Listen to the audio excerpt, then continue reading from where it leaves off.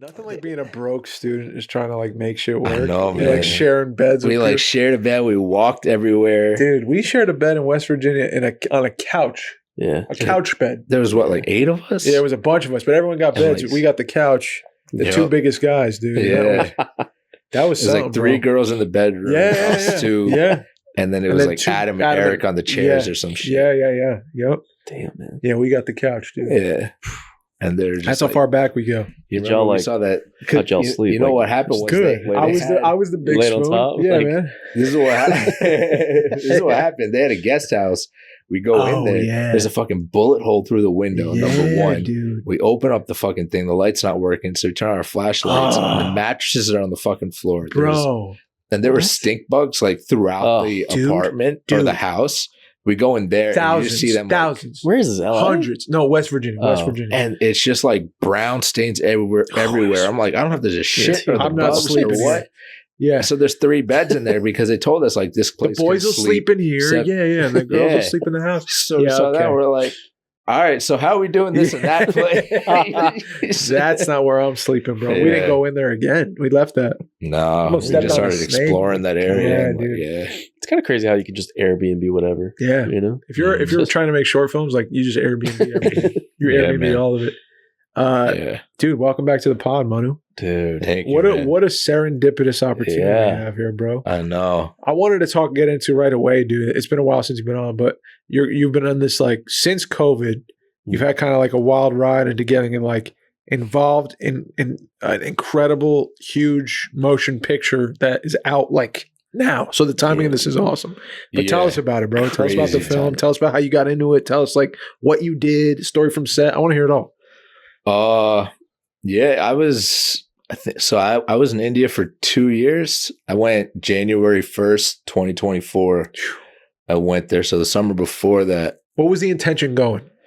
So the 2 things were work and my family, Mm. more specifically my grandmother, right? So like the summer before that, I was like not getting any auditions. I'm asking other people like, are you getting auditions? They're like, nah, it's really slow. So I was like, all right, I got to, I either got to switch it up or do something drastic. And so I brought up this idea to my mom. I was like, I'm thinking, what if I try India? Because the language is going to be an issue, but at least like I look like all the characters. The problem here is the language isn't an issue, but I don't look like any of the characters. Yeah. So let's just see. Is it because the majority of the work, sorry to cut you off, is the majority of the work that you'd be auditioning for is in a part of India that you're not from? Basically, so there's like over 15 languages in India, right? So I speak one language. I don't speak it fluently enough, and I have this American accent, and that one language happens to be like they're very authentic in that like you got to have the accent down. You got to be fluent, all that, they're not forgiving at all about that stuff. Whereas other regions, they might be a little bit more forgiving, or in my case, I had to be dubbed for the 2 projects that I did because those languages, they're more willing to do it if you fit the character perfectly, or if you're a really big name or something like that. Yeah. Then they're like, okay, we'll do that for you. Wow. So I was like, all right, like if I'm being dubbed, then like I can figure this out, Yeah. let me at least try. Yeah. And then the other thing was like being with my whole family's in India except for my mom. So Wow. I brought it up to her and she was like, yeah, I want to spend time with your grandmother. And my grandmother was like, counting the days until we got there. Wow. So I was like, all right, let's do it. This is your mother's mother? Yeah. Right. Yeah. Right on. So January 1st, we get there and I'm just like, all right, let's figure it out. You know what I mean? Like, so I do know a lot of people in the film industry over there. If I didn't, I probably wouldn't have done this. Yeah. I was like, I need guidance. So like, I'm going to ask everybody to let me know which languages should I lean towards? Where should I live? Who do I need to talk to? Like, can you introduce me to different producers and directors? And whoever to just pick their brains and like, give me advice and all that stuff. So I got a lot of help while I was there from family and friends, which I'm like really blessed to have, had that. And I was able to get my opportunities because of that. It's definitely harder for someone from the outside to get in when you don't have that going for you, especially if you're not speaking the language. You saw a lot of that, like kind of not gatekeeping, but like you're an outsider. We're not going to really need you on this one. Yeah, there's definitely more of a there's definitely more nepotism over there. Okay. But I think that just people complain about that in the film industry, but like that kind of goes with just any job. Straight up. Someone owns a business, they hand it over to their kids. Yeah, man. Yeah, dude. Like the only thing you're not handing over is like if you're a doctor or a lawyer, so you can't hand that over, right? Yeah. But like anything else, first person in line is your kids or nephew, niece, whoever. Yeah. But yeah, like they don't audition over there the way they do over here. How do they do it? So like some industries just don't really audition much at all. Wow. Except for like supporting roles, smaller roles like that. Yeah. Or if it's like a very new filmmaker, they might have auditions. But what they'll do is if they've seen your work, then they'll call you. Okay. Or, again, like the nepotism, or if you just know somebody, if you know the right person, then they call you. Wow.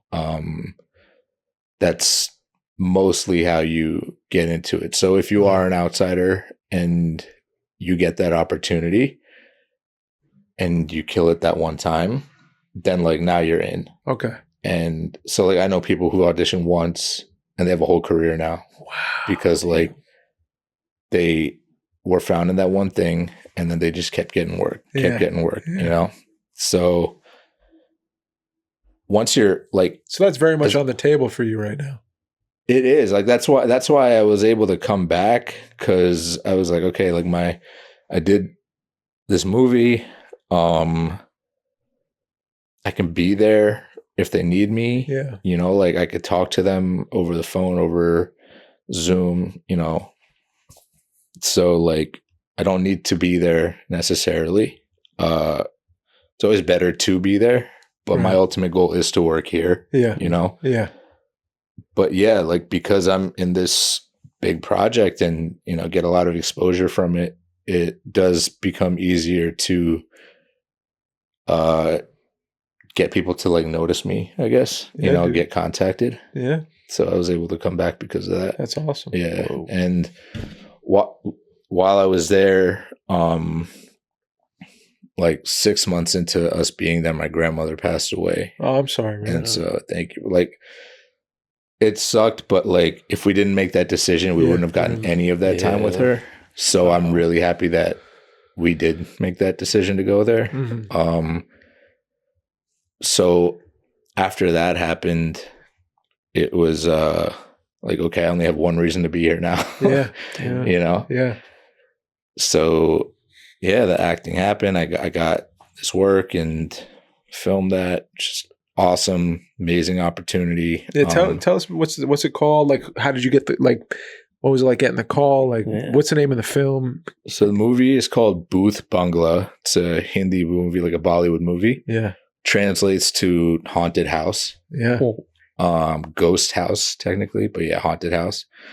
It's a comedy horror. Wow. Film. Isn't that a cool Yeah. So the director of the film, I've known him for a very long time.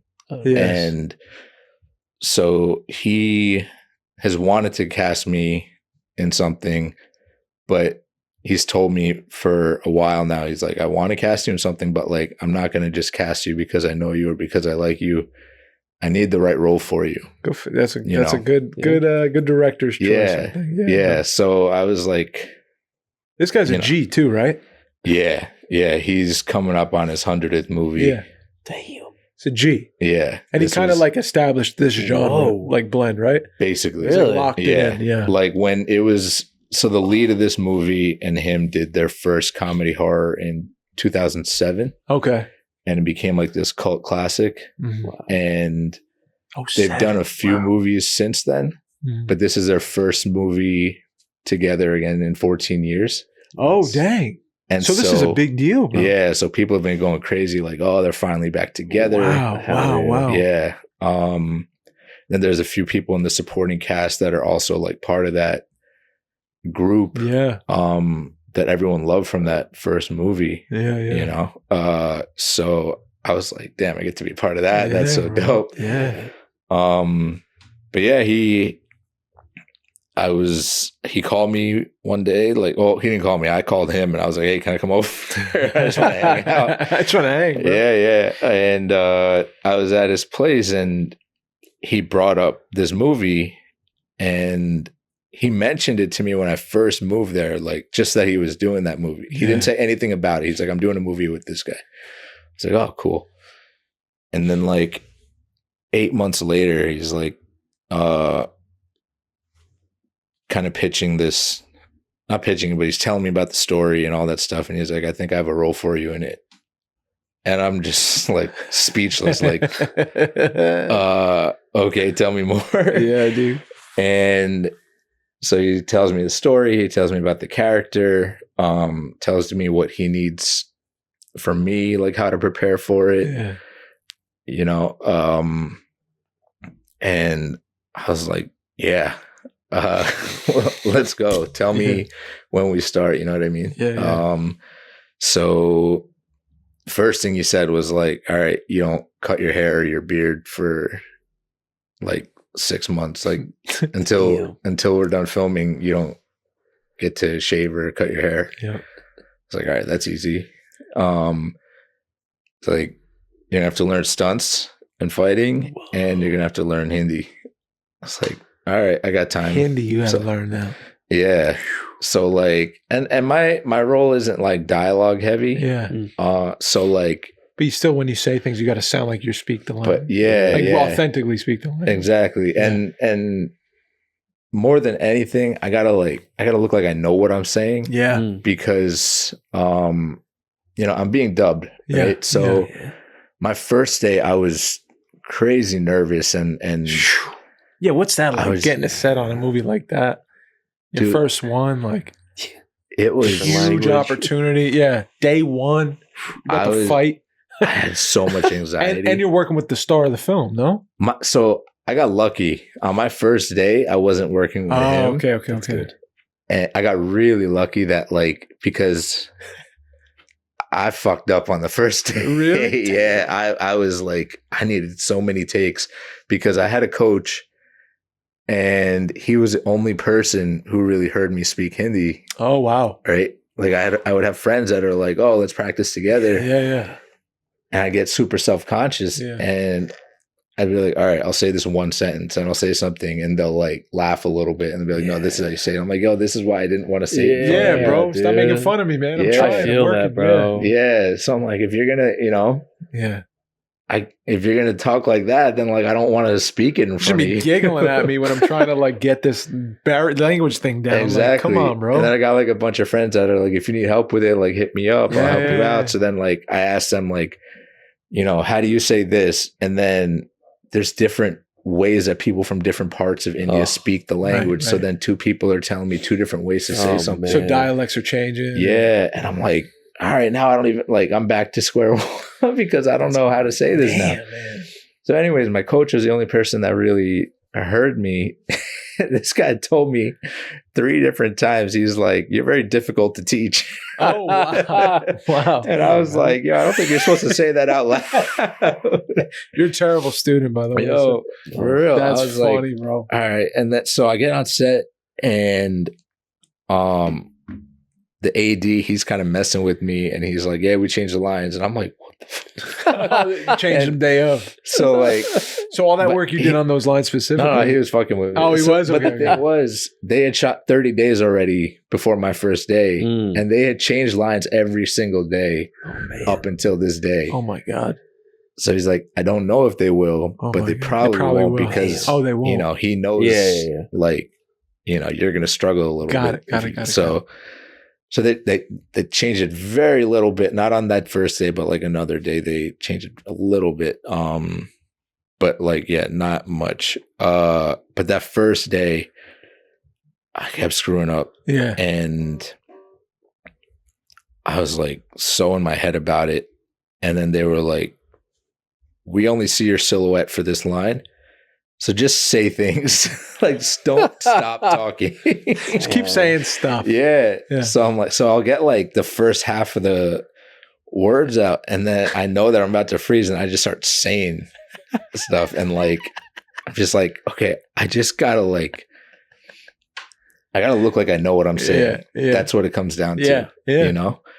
And so then when I found out that it was just my silhouette, I was like, oh, okay. And I was like, thank God that was my first shoot. Because there's like 60 people there now. Yeah. And I went from one person listening to me to 60 people. And like, this is the set. So then my next shoot is with this guy he just passed away last year. And he was like a legend in his own way as an actor. And so like my second day is with him. Oh, man. And I'm like, again, I'm like, shit.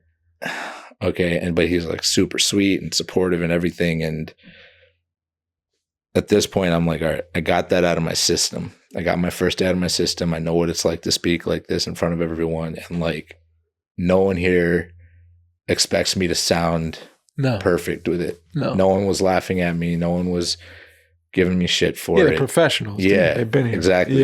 Yeah. So like, I was like, okay. They hired me knowing that like this isn't my first language. This isn't my 10th language. Yeah. And I got this accent. So I'm like, okay, cool. And I do it and like it goes smoothly, and he was super supportive. He's like, oh, that was great. I was like, all right, perfect. And from then on, like the rest of the days that we shot, I was good with the lines. Nice. And like, I didn't need to do a retake or anything, like at least for the lines or anything. Yeah. Then the fights came, and that became a whole other thing of like, this is my first time fighting. So like, dude. and that's like Bollywood fighting, isn't it? Like that's different. Dude, I saw the that fight. ain't like regular fighting. It's wild. And it's wild. Guy who plays a lady, his name is Akshay Kumar. He's like, shout out. I feel like the comparison here is like Tom Cruise. Wow. In that he does his own stunts. Yeah. Oof. And he's in his late 50s and he's still doing his own stunts. That's incredible, bro. Yeah. Because I saw the scene and I was like, I remember being like, he's what? Yeah. 58. He's throwing like kicks. Yeah. Roundhouse kicks. It's like, wow. I can't do that now, bro. Yeah. My back would go out, And he's killing it. And again, like the AD and the stunt coordinator, they both were like, he never needs more than one take. It's so crazy. I'm like, yo, why are you guys telling me this? You're like, don't fuck up, Manu. Yeah. Like, one take only. Yeah, bro. Yeah. I bet that doesn't happen often, though. Like a situation like you had with a lot of actors there. Like I'm sure it's like you're saying, it's all very like homogenized. Like not a lot of people from out kind of come in and are in that position. So yeah. I mean, that's just like crazy that they're able to. I don't know, like just support that in a way. That's tough. Wow. You know what I mean? Yeah. And then like for you to even like be in that and knowing probably how important it is, like the dialect, the specifics, you want to kill it, and that's just, you can't like, I'm sure in some time you can learn a culture, right? But you got to kind of like live through culture, right? And learn to like really like nail it, right? Mm-hmm. Yeah. Oh, no, that was a big thing for me was, not coming off like offensive about this. Cause like the character is this like small town village type character who's, and I was like, I can't offend anyone the way I play this. Right. And I also gotta like, main thing is I gotta look like I know what I'm saying. I can't just say these words. And that was my biggest thing was don't just memorize this. Cause like we obviously know that as actors, but then when you're doing it in another language, you prioritize just memorizing. Yeah. and then you kind of forget like the acting part of it. Yeah, the doing side. Yeah. So then I just drilled those lines in until I was like, okay, now the doing begins. Yeah. Because the other really difficult part about speaking in another language is there's a different flow. Oh, right. You know? Right. So like, even though I do speak an Indian language, the way they're spoken are so different. And if you watch the movies, there's a rhythm to how they speak. And so like one way that a lot of people will learn any language is watching TV or watching a movie. Definitely. Right? I've heard that a bunch. Yeah. I moved here and I watched Seinfeld and that's how I learned exactly. How, you know what I mean? Exactly. Yeah. So like that was what I was doing. I was just watching movies every single day. Yeah. Getting that rhythm down, getting like the way they go from one word to the next, because like your tongue muscles aren't used to adding that extra sound to a word that we don't do in English So there's just like little things that people don't really think about that made it a little more challenging but also more exciting at the same time, because like we want that challenge because we feel good about ourselves after we do that. So then the fighting came and I was like, all right, here we go. Like you said, man, it's not common at all to bring someone in who's never spoken the language, never done a fight scene. I looked the part and he saw my like acting reel and he was like, okay, if he can work on these things, he can do this. And so he trusted me with that. And with him being a legend as a director and the two actors that I worked with both being like legends over there, I was like, all right, they trusted me to do this. Yeah. They're being really supportive on set. This is all on me now. I have like no excuse not to like bring my A game to this. Yeah. And I feel like I did. Hopefully whoever watched the movie felt that same way. Now you're getting approached on the streets and shit. You're like, I know this guy. Man, I see him with the beard and the long hair. Fighting the lead. I don't think people recognize me. I went to the theater, like I went to the premiere, but then I went to the theater to watch it with like a regular audience because I wanted to see how the audience reacted to the movie as a whole. This was in India. In India, yeah. So I went to one city for the premiere in Mumbai, and then the next day I went back to Chennai where my family is and where I was staying, and I watched it with my mom and my friends to see what like the audience reaction is to it. And like I look pretty different in the movie, so I wasn't expecting anyone to really recognize me. Yeah. And so whether they did or not, I'm not sure, but like I wasn't like getting approached. But then I started getting like DMs because people would look up the credits, you know? So then I would start getting messages like, oh, I saw the movie. It was awesome. Yeah. All that stuff. Have my baby. I feel like that's the new way. I saw you in the film. Have my child. I think DMs are like the new stopping on the street for pictures. Definitely. Yeah. Even if you're in a room sometimes, it's like, hey, I was just in the room where you were in. I just wanted to say hi. Exactly. It's like, just say hi. You know, exactly. What's a DM doing? Yeah. That's so funny, bro. So and I think you told me the other day when we were talking about it, you were like, the director told you like life's going to probably start to change a little bit because you'll be recognized on the street like before you've never have. Like this is going to be from here on, it might be a little, you'll be recognized more.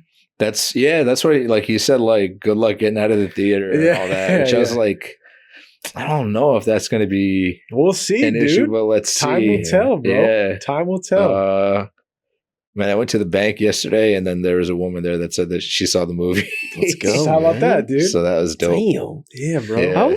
How like different do you see a difference in like movie culture of just like people going to see the movies, stuff like that, compared to India to here? Dude. Oh. That's night and day. Yeah. Don't leave me hanging. It's a great question. it's insane over there. It seems like it's people actually are like involved and like They're like love stuff. They're actively going to the theater. They're obsessed And of support. over there. That's It's so like cool, a concert. Yeah. When you go to a Really? movie, Yeah, it's like a I concert. bet. man. Wow. It's like if especially if the lead in the movie is like an actor that fans are like crazy about. Yeah, dude. So instead of going like opening day, they have a thing called first day, first show. Right? It'll be at like 6 a.m., 7 a.m. Damn. Theater will be full Really? throughout the city. And people are like singing and dancing outside the theater right before. Bro. There's just line like wrapped around the building waiting to get in. Dude, that's such a rich culture, bro. And like I went to my first one God. last year, like first day, first show. We woke up at 4 a.m. to go there. We go there and like there's just like news channels there and like fans, like you can't even like drive in there. And it's like every theater has it, but this one theater was the one that like was like the main one to go to. And there's people literally like popping off like those like mini fireworks and sparklers and stuff in the middle of the movie. Wow. And the first time you see It's like a fire hazard in here, dude. You're inside, right? There was actually a video of a movie that came out, I don't know if it was last year or the year before. Someone let off fireworks inside and then like a fire actually set off in the theater and like cleared out the place. You're in the theater, bro. Yeah. You're lighting fireworks inside. The way they feel about like the main story. It's like a handful of actors that bring this type of attention. So the star factor is like so strong in India. It's crazy. Like they know where you live. They know your car and license plate. They'll like follow your car. Like I've seen that happening. So would you want that? Yeah, maybe that's the spot to go, dude. No, bro. He clearly not. Yeah, if you can't like I drive. wouldn't want that. That's another like. Wow. I mean, I would love the whole fandom of it. Yeah. Just not from the perspective of like fame, but just seeing how happy these people are. Yeah, that's beautiful. To like, dude, like the way the movies are made, they know how the audience is going to react. So that first moment that the star of the movie, the hero of the movie shows up, the audience goes nuts. Like you don't even hear their first lines. Wow. Because the audience is whistling and screaming and everything. So you don't even know what their first line is. God, it's now you're never going to hear it. Yeah. People are freaking out. Yeah. Do you see it? Because they're so in love with the guys or girls that have like already been established. Do you see, like, you know how like Timothée Chalamet is like one of the last like stars, like someone that's kind of built into a Tom Cruise character, but he's young still. Like, it's very rare that happens. Do you see that over there? Are they like nurturing new big stars to come around and like take over them, like, and to have that kind of fandom and crazy like love? Or is it like just the older cats are like the ones, like they're the untouchables, and it's different for the younger guys and younger girls? Right now, I'd say the older ones are still the untouchables.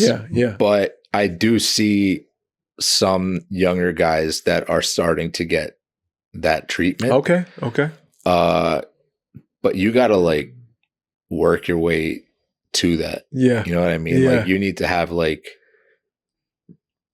I don't know, like 5-10 hits in a row minimum before that starts happening. You gotta go on a Will Smith run or something. You need to have like a lot of hits. Wow. It's not just about like you're a good actor. Yeah. It's not about you got to be in blockbusters. You know, your movie made money or anything. Okay. It's just like, yeah, you got to be like, it's got to be blockbuster. But like at first, sometimes you don't realize it's going to be a blockbuster. Yeah. Because you're new, right? Yeah. So they took a chance on you. Yeah. And then all of a sudden that movie blew up. Yeah. And they're like, oh, okay. Now the next director sees you. They're like, I got this huge movie in mind and like, I'm going to cast this guy. Yeah. And their movies just keep killing it, right? So eventually there's this star factor about these guys that people are just so drawn to. Sometimes it's the acting. Sometimes it's their like aura, their charisma. Yeah. That just draws people to them. Like they're just cool as shit, you know, like Brando, James Dean type thing. Man. You know what I mean? Like they're amazing actors, but then like it's They're the other cool. part of them that like people are like going crazy about. Yeah. Then there's the ones that can like dance. Yeah. That makes them like, oh wow. yeah. So then like that brings them in, but then like they become good actors, and then like that makes them huge. Yeah. So it really is like about building that up, and then eventually you're just this like untouchable person that again, like you can't go out in public. Like you genuinely can't. Like you can't go to a mall. You can't insane, dude. do anything. Yeah, it's crazy. I had another question for because you're talking about how I think in the beginning you said that certain movies are made for certain like dialect stuff. Yeah. Would you say that's like most, like, are foreign movies as popular as the actual like Indian movies? You'd say In India? Yeah. Or do Indian movies kind of tower them a little? Indian movies definitely tower them because of the star power. Yeah. And because the movies. I just don't know if there's any other place that's like that. No, it's very unique. You know? It's super unique. Like the people making stuff are more popular. Because like in that country. So I always said it this way, like the way we treat musicians in this country is the way they treat actors and filmmakers over there. Okay, that makes sense. Like here, like musicians are gods, right? Actors not so much. Yeah. Over there, it's the other way around. Wow. Yeah. With that said, there are like Hollywood movies over there that people go crazy over. F1 was playing for like 6-7 months. What? Over there. Yeah. People could not get enough of F1. Brad Pitt. That's why. Some people just love F1 though. Like, is that why? They Maybe do it's love a racing. Formula 1 is that over what it there. is? Yeah, So that's it is a big thing over there. But they must have known so interesting, man. Making that movie, they must have been like, oh, it's going to kill Brad Pitt overseas, and it's an F1 movie. I don't know. Yeah, that was in theaters for a really long time. Wow, bro. But they churn out movies over there. Yeah, they're crazy. So like, that's so interesting. Again, you got to be a big hit to even last in the theaters. Right. If your movie is like only okay, you ain't gonna make it. You're not gonna make it a week. Wow. Yeah, like some movies will last 3 days. Yeah, and they're like, "Oh, we don't need this movie in here because this other movie keeps selling out. Yeah, we're taking movie A out so that movie B can be in more theaters, and we can sell more tickets." Got it. So they know right away what's going to be playing more and playing less. And they'll slide you around. It releases Friday. Come Monday, that other movie sold out every show. This one sold like 20 tickets. They're like, all right, this one's out. How great is it? This is like the 2000s for us when it mattered. The movies that came out mattered before streaming and all that. It was like, how do you do in the theater? Yeah. That dictated like who gets most plays means what's in the theaters and what's not, and what makes more money and what doesn't. Like now the metrics are so crazy because the streaming deals and it's all hidden and stuff. Everything changed, but it seems like in India it's still kind of, at least somewhat, runs on this like older model of like, how did it do for opening weekend at the theater? You know, that's how many exactly people how it is. It's crazy, man. Like it's like being back in time. Yeah, you know, 100%. Like just this past year, I saw so many different movies over there breaking box office records, and it just kept making news. You don't hear that here unless it's a Marvel movie. No, you don't. You know, over there, it's like different types of movies are breaking each other's records in the box office. But it's directly tied to the love for film and how many people go to the theater. Yeah. That's what makes that business run so well. Yeah. Yeah, that's incredible. And like every language, the fans want something different out of their movies. Right. I think that's what's so interesting to me. So they crave a certain type of movie if you're from a certain place. Yeah. And if you're not from a different place, you crave a different type of film. Yeah. Wow. And like that's generalizing a lot, but that is like, that is kind of the formula where like certain places, the huge, you know, song, big dance, budget films, those are the ones that are going to like draw in more of an audience. Yeah. And then you got the ones that have like more of an indie type of feel to it. Yeah. That's what they want. Wow. They want a story. They want like Wild. It's like place to place. Yeah. Then like there's the ones that are like, we need all the hot people in the movie. Yeah. And the other one's like, we don't care what anyone looks like. Yeah. Can they act? Yeah. Can they speak this way? Just Can they tell the values are story? different everywhere. Yeah. Dude, that's cool. So like, It's nuts, dude. Yeah. It's nuts. and the pay rate's different in each language. So then you wonder like, oh, this person's a really good actor. Why aren't they going where They're not getting paid? the pay is better to like a different language, right? But then it's like, oh, they want to act in a quality type of story. Yeah. This is where they get to do that. Yeah. The good thing right now is that all the bigger movies are now being made in like 5-6 different languages. Oh, wow. So they get to like stay within their language and Yeah. like it still gets to go to like everyone else. That's cool, bro. Damn. Yeah. It's so interesting, dude. Yeah, it's totally different. Like, so different than here. Yeah. incredibly. Is there anything you like coming back here? You're like, I don't know, like anything that teaches you to how you're going to go about doing things here? Like, I don't know how you could even transfer that, you know, like, No, either. I mean, things that I've learned, like, you know, the stunt stuff is stuff that, you know, I carry with me coming back here. yeah. Now, what were you doing? That's- I'm sorry. What kind of stunts we talking, you know, like, Bro. So like in the movie, it's like Breaking fighting benches stuff, over people's yeah, like, fucking you know, backs and shit. throwing things at each I'm other, getting throwing water. each other, I love punches, kicks, all that stuff. damn. You know, yeah, Oh, sorry, so you I learn all that interrupted you. stuff. But then I was going to a stunt like training center, like a gym for it, and they're teaching you other stuff like how to like tumble and like fall, you know, like how to correctly. fall and how to flip Mm. over this way, like onto a mat and everything. And there was this one movie set that I had the opportunity to be on. I wasn't in the film, but like they allowed me to be on set, and the stunt team there was from like all over the world. Like the head stunt coordinator was from Australia. Then they had guys from like Europe, South Africa, all over. And Wow. I was like, cool, I get to just watch them and like learn some things. And I go in there and they're like, all right, let us know when you want to jump in. I was like, what? It's like a workout. They're like, yeah, come, you know, jump in with us. And if you have any questions, if you want to learn anything specific, just let Yeah. us know. And so like 8 straight days, I was just going there. And Wow. like, That's sick. you know, I'll go one day and like, yo, how do you do weapons? You know, like, how do you fall? Like, how do you do this and everything? It's like and the best, what is it called? Stunt school you could go to, probably. It's like being on set there. Yeah. honestly, man, like, I don't know how, yeah, it was to be able to like learn from these guys, Dude. especially. And the fact that they were like coming to me and saying like, all right, what do you want to learn now? And Yeah.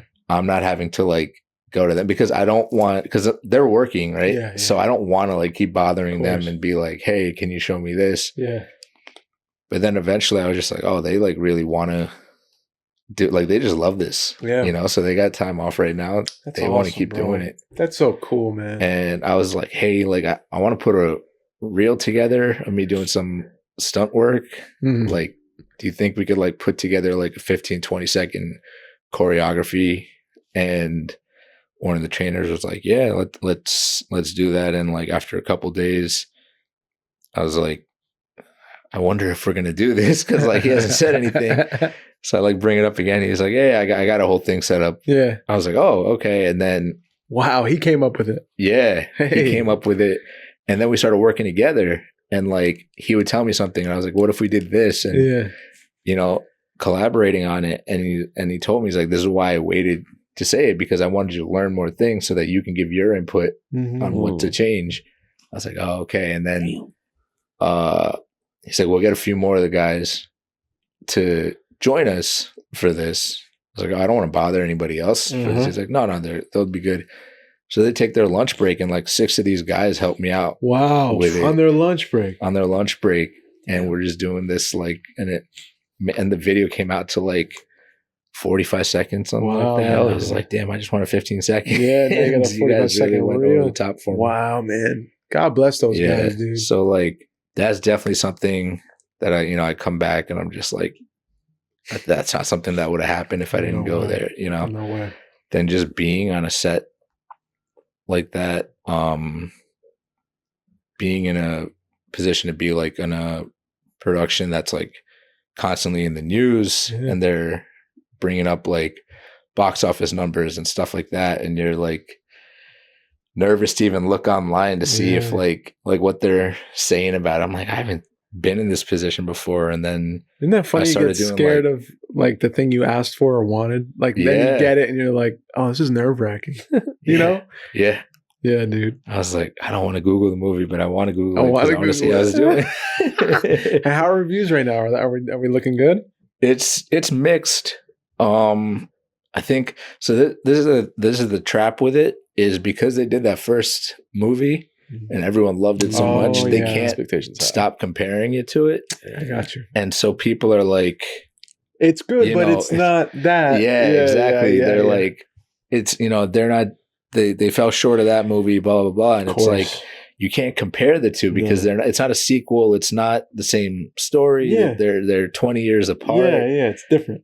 It's just the same genre and that's it, and it's like I was comparing it to like The Irishman, going to watch that and being like, this isn't The Godfather. It's like, no, it's not supposed to be. Dude. Yeah. It's not Goodfellas. It's like, no, of course it's not. Yeah. It's a different thing. Enjoy them for what they are. And I think people that were able to enjoy it for what it was and separate it, I think those are the people that were able to like really enjoy it. Right on. Yeah, it's like the numbers did well and good, dude. And then I like did a bunch of these interviews. Sorry, I'm pointing. I was gonna say go watch it. It's in theaters right now, right? Bhooth Bangla. Yeah. Go watch Bhooth Bangla right now. If it's in a theater near you, go watch it. Look it up. Look it up. But for the man with the big beard. The big beard. That's our boy Manu. Dude, it's cool we got to hang before you left for India again, and now you're back, and we get a couple of days with you. How you feeling before you make this next big leap to LA? Because this is the next big leap, bro, into the mouth of the I don't know what you want to call it, the evil empire. I don't know. Call it what you want. I don't know. Don't take my word for it. But no, they're not evil. It's just you're about to make a big leap. You're diving headfirst into the industry now, and like living there and. How do you feel before you take that big leap, bro? I'm tired, man. Tired, dude? You've been traveling a lot, bro. I got back on Sunday. I unpacked just to start repacking again. Oh. And I'm tired. I'm like, it didn't register to me that I left India for good. It's not registering to me that I'm going to LA. Like everything's just happening so quickly. I'm not getting time to like think about what's happening. Yeah. But no, I'm excited. I'm happy about this opportunity to be able to go there. I think I have a different mindset than I've had before when I've thought about going to LA. Yeah. How's it shifted? And so I always had that like mentality that most people in New York had where it's just like, nothing can beat New York. Yeah. That whole like LA ain't shit type of like mentality. And I think as you get older, you're just like, all right, relax. I'm not going to base my whole life on the phrase and every decision I make and stop myself from possibly doing something. So true, bro. It's like you will die on a hill like for something so silly when you're younger, and then you get older, you're like, maybe I don't know best. You know what I mean? You'll die on just wearing Timbs all day. Dude. Yeah. And I'm from fucking Jersey, man. I'm not shitty guy. Yeah, bro. I know. I like repping New York hardcore. So funny, dude. Yeah, Jersey kid. But like, no, like LA, I think before I used to go there and I was just like, oh, it's too slow for me. And, it's more about networking over here. And I don't like that whole idea. Like New York is about like working hard and talent and all that stuff. But I went to LA earlier this year, and what I noticed is that like they are about like, how do you get work?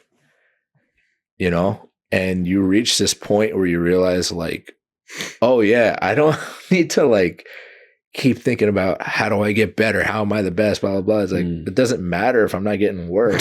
The best actor in your closet. What is it? Yeah, exactly, man. Like what? My mirror thinks I'm great. Who cares? I hear you. Let me be out there and like you need both. To be totally real. But you did you've been working on one lane of that, trying to be the best actor you can be for over a decade. Now it's like, now how do you get the work?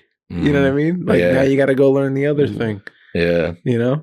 And I will say I'm excited to go back to Mike's question before too.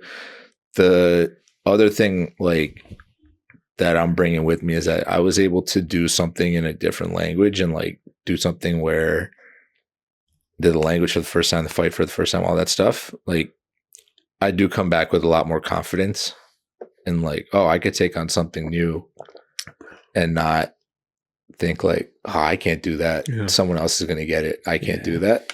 Like that's out the window now. Now that's it's right. Like now it's more of the why not me. That's right. Mentality. That's right, dude. That would be shifting back and forth for me in the past. Yeah. So this definitely brought my confidence level up for sure. Yeah, man. Which if I learned anything also in my time in LA, it's like, that person has a lot of confidence. Like that's why they're booking work. Mm-hmm. They know how good they are. Yeah, man. Yeah, that's beautiful, bro. I'm glad that like you know that now. Like you're going out there with that. Yeah. That's awesome. Yeah. Just keep that. Yeah. Don't let no one question. No, don't question yourself ever about if you're right for that or not. If you know you are, you are. Fucking that's it. Don't go any further, you know? What about you when you come to LA? Dude, maybe sooner rather than later, but I don't know, dude. I'm a free agent right now, you know what I mean? I'm just kind of like, if I read a script and I like it and I get the audition for it, I tell that casting director, I read this, I know this, it's me. And like, I'm just letting you know that. Here's the tape. Yeah. Have a good day. God bless you. Like, and they choose who they choose. But that kind of confidence I feel very much now. And awesome. Yeah, bro. But now it's for me, it's like putting myself out in the world of like auditioning and stuff, which we talked about a bunch. And it's like, the ideas I had back in the day of like, oh, I'm just going to be the best actor I could be, which I'm glad that was my mentality. And, continue to want to be a great actor, to be of service to story and to hopefully reach people. Like that's still number one, but like 1A is like, well, who do I have to talk to like give me the opportunity to be of service to a story, and to put myself out there, because no one, Keith said this the other day, Jardine was like on our pod, he said something great. He's like, no one's waking up every morning saying, how do I put Keith Jardine in the best position to be a great actor today? It's like, nobody's doing that. You have to do that. We don't do that for ourselves a lot of the time. Well, that's what he's saying. It's like, if you're not doing it for yourself, nobody's doing it for you. So you have to do that. And I didn't realize, I was like, oh, the world will come to me if I work really hard at getting good at this thing. And it's like, no. They won't. The truth is they won't. Yeah. Unless you're like one of a trillion, which is like good luck. Win the lottery too, while you're at it. But that's not what I want to do, and I'm not what I'm aiming for. I don't like waiting around. I like meeting people, and I like talking stories. So like I'm just finding I like doing that thing more than I thought I wouldn't like it. I like networking with people. I like making connections over story and like, what are you working on? Tell me about it. Let me see it. I'd love to read your script. I love that shit, dude. Yeah. I feed off of story. I feed off of like other humans, other people. Like I just held myself back from it for so long and like saw it as like the enemy. Like I don't need to worry about that. I just really got to worry about myself and being good at this shit. Yeah, yeah. And it helped me and it hurt me. And now I'm glad of the blessings it brought. Now my aim is shifted to more of like, I still am putting all of myself into everything I read for or I write. It's all going to be Dave still from a much more humble place instead of like, I'm the GOAT. It's like, now it's like, you're not the GOAT, but simply you're just right for this. This story seems to be one that your heart's connected to and you can do, and that. So do it and be of service, be a vessel for that thing. And so I feel more humble and I feel just like I don't know better and I want to meet more people and be part of a different story that I can never come up with myself, but I might be in a position to tell, Yeah. That's how my perspective shifted from like 25 to 35, It's been a wild 10 years since, we met, but yeah, dude, I don't know best, but I do know if I'm right for something or not. I know when my heart's in something or it isn't. And I won't lie about that. If I read a script and it's not, it's simply an opportunity and I don't know if it's right for me, then I'll say that. Or I'll say like, I'm not sure about this one or, you know, this other role is actually I'm way more into than this one because it makes more sense to me. I want to do it. I'm moved to do it. So I like being honest, but I also am really enjoying like not being such a tight ass about everything and being like, yeah, your shit's cool too. Like I really, I dig this, even though I don't get it or it didn't like, it's not my cup of tea. It's like, oh, I dig that that's yours, you know, and like not judging, you know what I'm saying? I'm just like, I don't know. There's judgment and there's like being a stuck up and I don't want to be that either. I like, I just want to enjoy story and be a friend to other storytellers. And this is a collaborative space, you know, if you're not collaborating, you're not doing it. You can set up a camera in your room and like make a movie yourself, I guess, but good luck. You know, it's going to be shit. I like what both of you talk about with like, even you saying stuff about LA and how like, it's just like people want to just get to work. Respect that, man. They're you know what I mean? They're out there. Yeah, but for real, like you're saying, like, you know, in New York, it's like want to be the best. It's like, and you're just in the mirror doing that all day. Like, you know, a boxer, you know, knows if he's the best if he starts winning, you know, in matches. You know what I mean? Like, you got to get yourself tested. You know what I mean? Yeah, for sure. And people are going to want to see that test. For sure, man. For sure. I think that's where you really solidify that, you know, that there is worth there. Oh, you bro. know?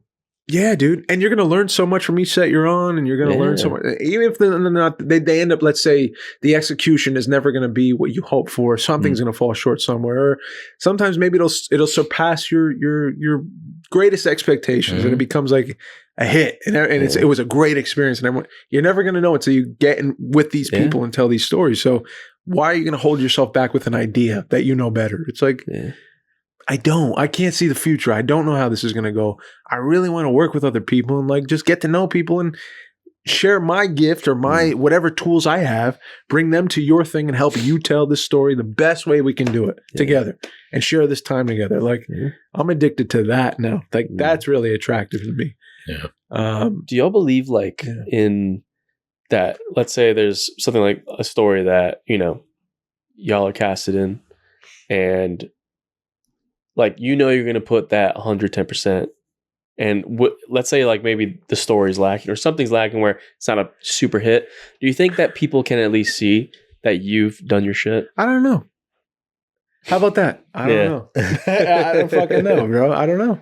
Yeah. Maybe I think editing has a huge deal to do with like you could maybe you could pour into something and like they cut 90% of you out of it and you have like a moment and people are like, wow, that was really cool. And then they move on. They don't even think about you again. Who knows, bro? I don't know. Yeah. That's just like such a tough thing though, because it's like in a sport, like if you do your thing, people are gonna know. You know what I mean? Like you're not the one that caused the fucking goal to happen or something to but get if someone fucked up. cuts a YouTube reel of the game and it's like they cut all of your team shit out and all the stuff you do and then they just show the other team ruining you. That's why it's such a tough like such a tough like bro match. But it's not really like it's not my concern anymore either. It's like am I gonna look great? It's like fuck that. I don't if it's not serving the story and the story's not good, then I didn't do my job. Yeah. That's all I really care about now. It's like, I don't know. To me, I think that's the one thing there's a lot of things in Playhouse I was really grateful for, but one of the things was like, get out of your own fucking head. It's not about you looking good or sounding good.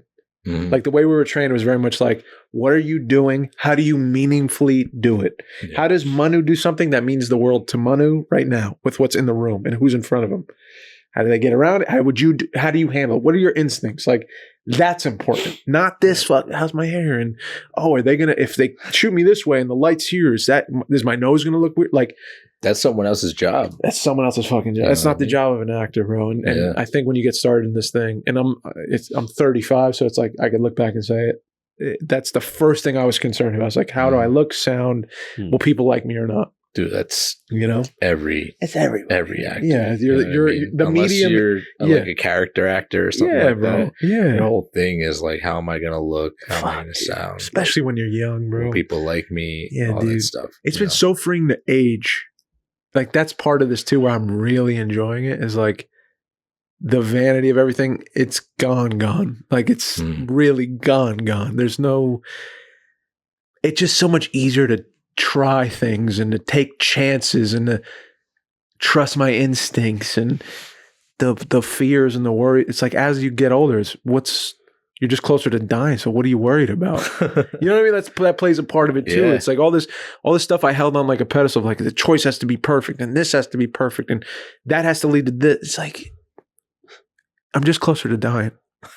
So everything is like less precious in that way, I guess. Still super meaningful, still matters, but like I don't know. I'm not God anymore is what I'm trying to say, I guess. You know what I mean? I'm just human and just getting older, and it helps me with personally like make a choice and like just go and enjoy and try. And I don't know if that makes any sense or not. No, I mean, I think it helps you check your ego when you have that feeling of like, you know, I'm closer to dying. Is like, okay, I'm not invincible. You know what I mean? Like I when I was in LA just now, I would meet actors that are like 23, 24. Yeah, it's different. And initially I would feel like shit. I'm like, damn, man, I'm like about to turn 40 and but you got like, something they don't have probably actors, at the moment. But yeah, and then like, you know, I see and not everybody, but I'll see some of their attitudes towards it, and it's like there's an ego there, and there's like a feeling of like I have time, or or maybe like even I don't have any time, and so like they're like too much on the edge about things, right? And at first I'm like, man, I remember that mentality where I'm just like, if I don't make it by 30, what am I gonna do? You know? But yeah, there's that feeling of like, I know so much more now, and not about acting, but just about like checking that ego and being okay with, you know, I mean, all the stuff that you were just saying, like being okay with more. Yeah. You know what I mean? Yeah. And I think that's also why like LA became more appealing, because I was like, okay, it's known for things working a certain way, but like it doesn't have to. I don't have to do everything that like I'm seeing in front of me. You know, there are people there that subscribe to the way that I think, and I can adjust my way also to like what works. And like me doing, I did this intensive, and they're like, you know, there's a lot about how to market yourself and like what your type is and all that stuff. And at first you kind of don't want to hear that, because you're like, no, I'm a great actor. I can do anything or whatever. But then the reality is like, yeah, these casting directors don't know that about you, because they haven't seen you in anything. Not at all. Yeah. And the most they can get out of you is like a minute and a half reel of what you've done. You know what I mean? More like 10 seconds of your minute and a half. Yeah. And that's one thing that they said is like, if they watch a self-tape, or if they watch your reel, whatever, after the first 10 seconds, if you don't grab them, they skip it. See ya. You know? Yeah, and one thing that this teacher would repeatedly say, she's like, you don't have to take what I'm giving you here, like out of this classroom. Like you don't have to use it. Yeah. But while you're in here, like you're going to listen to me. Mm-hmm. And then she's like, who here is a series regular? Obviously no one's raising their hand. She's like, hands go down. Are you a series regular? Are you a series regular? No? All right, shut the fuck up and listen to me then. And until you are. Try it my way. Yeah. And if you don't like it at the end of this, you want to go back to your way? I love it. Go back to your way. Dude. I was like, you're right. Like, who are we to tell you that? Come on, man. We know better. Come on, bro. No one's out to make Manu the greatest actor and the most successful and all that. You got to do that. So it's like, take their advice or don't. But like, to think you know better and to be like still not a series regular, like she's saying, just like fucking try it. I get it. I get what she's saying, dude. Yeah, it's good advice, bro. I have questions for you guys. I thought it would be fun to kind of roll through. Oh yeah. And these are kind of deeper questions. Ooh. Just wanted to see where we would go. Ooh. Let me stretch real quick. Just stretch, bro. Going deep. Sorry. Okay. Where are you currently pretending in your life, and what are you afraid would happen if you stopped? Do you guys feel like you're pretending anywhere in your life, and do you feel like something bad would happen if you stopped? What would happen if you stopped, you said? Yeah, like what's your fear about stopping the pretending part? Is there any part in your life where you feel like you got a mask on right now? If not, all good. We'll move on. Pretending, man. I'm sure I do. It's just so hard. It's hard right now. Sure I do. It's hard to pretend right now for me. Yeah. I feel like there's just too much. I mean, pretending that everything's cool, like Yeah. like with stressful, like all the stresses in life. Yeah. You know, because then if I don't, then I don't know. Great. I'll break down. Car alarm. Yeah, that, you know. That's lovely. I'll break down or something. I don't know. Yeah. In a way, but yeah. I don't know. I hear you. Other than that, in a sense where this is like Mikey Nowicki, like been here 70 times. Since I've known you. Yeah. Like just shut it down and just keep it moving. Yeah. Because something will go wrong if you let it out. Like I'm not handling things well. Or? Yeah, it's that, but I think it's more of like an acceptance of just like what is there. A lot of it's not uncontrollable. You know what I mean? So you can't control. Like I can't physically really do anything except if I just like cut off all connections to some things. Fair. It's like I don't want to do that either. But you're not processing the feelings of what you're feeling. No, I'm processing, but it's like just like if you can't fix something or right now or yet, you can't like fair. Yeah. You know, you got to wait it out, or either you cut it off when it gets too. That's usually advice. It sounds like I'm on like coke or something. No. Or like I have a heroin addiction. You know what I mean? It's like sometimes sometimes you just got to do it, right? I wasn't thinking that at all. But it sounds like I didn't think that at all. On the outside, it sounds like it. Hey, sure it does, Mike. Whoa, I'm not on coke. I know you guys what you guys are thinking. Wow.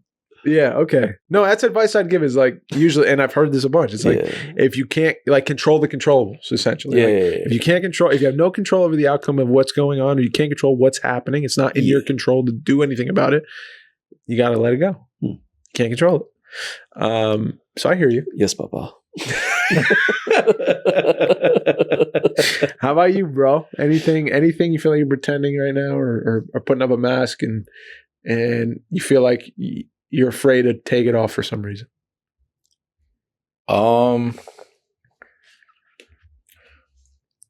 Papa. I guess the decision. I don't know if it's pretending, but like knowing for a fact that I made the right decision about leaving India, moving to LA. Got it.